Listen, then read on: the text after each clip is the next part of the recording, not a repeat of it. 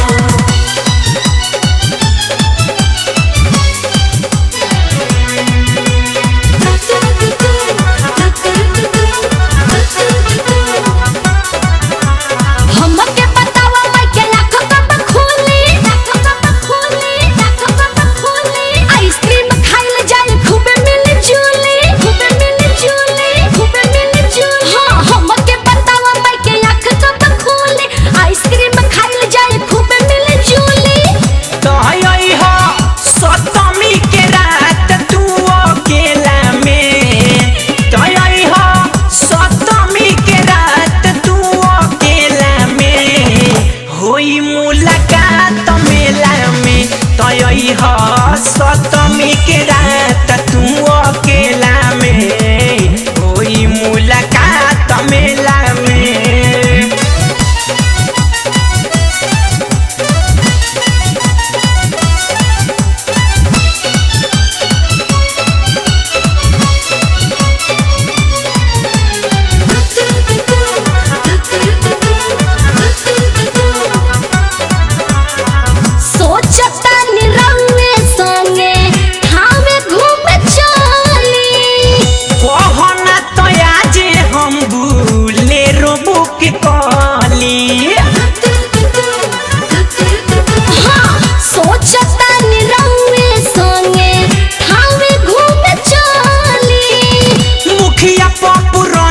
जी के गाड़ी बुक कली माई बाबू भाई भौजाई सब जाई बबुआ के भाड़ा पावे उहाँ उतराई ना पड़ी हा गाँव और घर के तू झमेला में होई मुलाकात मेला में। तई हा सप्तमी के रात तू अकेला में होई मुलाकात मेला में। आओ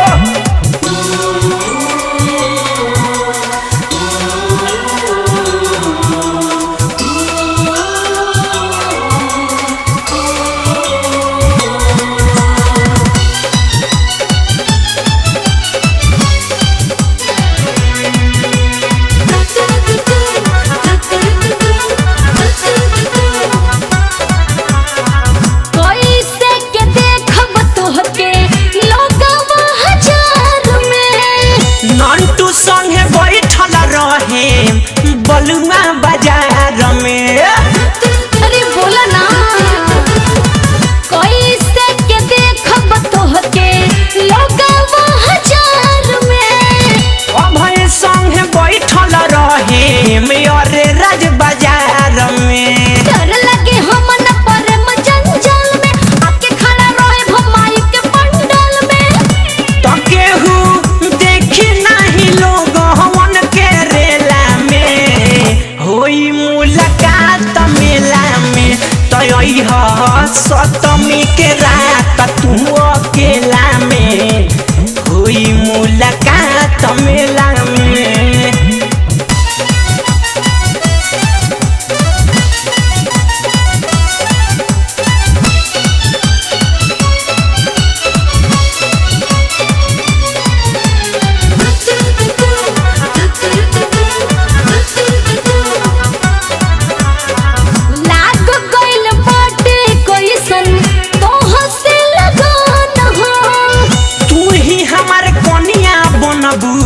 जन्मो जन्म हो कहनी शिवानी लागल तोहर से लगन हो। तू ही हमारे कनिया बनबू जन्मो जन्म हो। देवी माई के सोचा हमके अपन बनाला देखतनी झूठे के सच बतियाला। कहानी रे जा रहे ना पहेलिया पहेला में होई मुलाकात मेला में। तई हा मूर्ति देखे खातिर तू अकेला में होई मुलाकात मेला में। हमके बतावा माई के आँख कब खोली